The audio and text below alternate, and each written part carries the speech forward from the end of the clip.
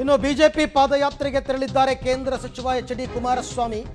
ಇದು ಮೂಡ ಹಗರಣ ಅಂತ ಒಂದೇ ಅಲ್ಲ, ಸರ್ಕಾರದಲ್ಲಿ ಇನ್ನೂ ಅನೇಕ ಹಗರಣಗಳಿವೆ, ಅನೇಕ ಮಂತ್ರಿಗಳು ಭಾಗಿಯಾಗಿದ್ದಾರೆ. ಇದೆಲ್ಲದಕ್ಕೂ ಕೂಡ ರಾಜ್ಯ ಸರ್ಕಾರವೇ ನೇರವಾದ ಹೊಣೆ. ನನ್ನನ್ನು ಪ್ರಶ್ನೆ ಮಾಡೋದಕ್ಕೆ ಕಾಂಗ್ರೆಸ್ನವರಿಗೆ ನೈತಿಕತೆ ಇಲ್ಲ ಅಂತ ಹೇಳಿದ್ದಾರೆ. ಮೂಡ ಪ್ರಕರಣ ಒಂದೇ ಅಲ್ಲ, ಹಲವಾರು ರೀತಿಯ ಈ ಸರ್ಕಾರದ ಜನವಿರೋಧಿ ನೀತಿಗಳಿದ್ದಾವೆ. ಮೂಡ ಪ್ರಕರಣ ಇದರಲ್ಲಿ ಒಂದು ಭಾಗ ಅಷ್ಟೇ. ಇವತ್ತು ಉದಾಹರಣೆಗೆ ಹಿಂದೆ ಸಿದ್ದರಾಮಯ್ಯನವರು ಅಧಿಕಾರದಲ್ಲಿದ್ದಾಗಲೇ ಒಂದು ಸದನ ಸಮಿತಿ ರಚನೆ ಮಾಡಿ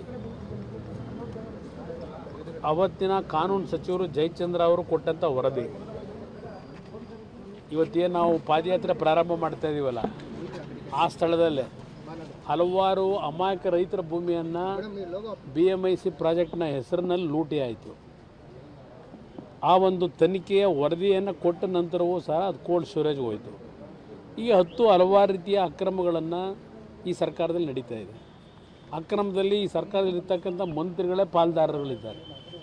ಆ ಹಿನ್ನೆಲೆಯಲ್ಲಿ ಇವತ್ತು ಒಟ್ಟಾರೆಯಾಗಿ ಈ ಸರ್ಕಾರದ ಜನವಿರೋಧಿ ನೀತಿ, ಮೂಡ ಪ್ರಕರಣ, ವಾಲ್ಮೀಕಿ ನಿಗಮದ ಅಕ್ರಮದಲ್ಲಿ ಹಣವನ್ನು ದುರುಪಯೋಗಪಡಿಸ್ಕೊಂಡಂಥದ್ದು, ಇದು ಎಲ್ಲವೂ ಒಳಗೊಂಡಂತೆ ಒಂದು BJP ಮತ್ತು JDSನಿಂದ ಒಂದು ಸಂಘಟಿತವಾದಂಥ ಜನತೆಯನ್ನು ಇವತ್ತು ಎಚ್ಚರಿಸ್ತಕ್ಕಂಥ ಪಾದಯಾತ್ರೆ. ಅವರು ಜನ ಎಲ್ಲದಕ್ಕೂ ಉತ್ತರ ಕೊಡೋಣ.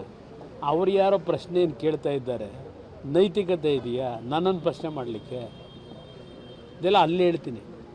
ನನ್ನನ್ನು ಬೆಳೆಸಿರ್ತಕ್ಕಂಥ ಬಿಡದಿ ಮತ್ತು ರಾಮನಗರದ ಜನ ಏನಿದ್ದಾರೆ, ಚನ್ನಪಟ್ಟಣ, ಅಲ್ಲಿ ಬಂದು ಭಾಷಣ ಮಾಡ್ತೀನಿ. ಅವ್ರು ಏನು ಅಲ್ಲಿ ಕೇಳಿದ್ದಾರೆ ಪ್ರಶ್ನೆ, ಉತ್ತರ ಅಲ್ಲಿ ಕೊಡೋಣ, ಅಲ್ಲೇ ಕೊಡೋಣ.